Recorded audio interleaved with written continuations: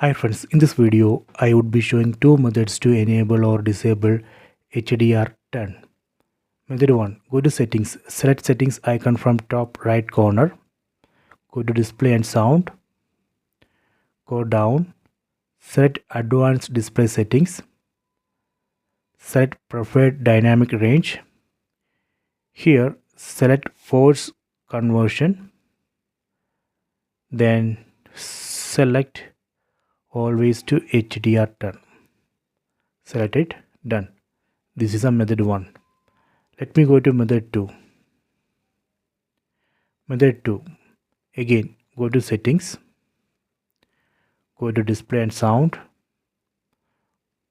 go to advanced display settings, go down, select format selection.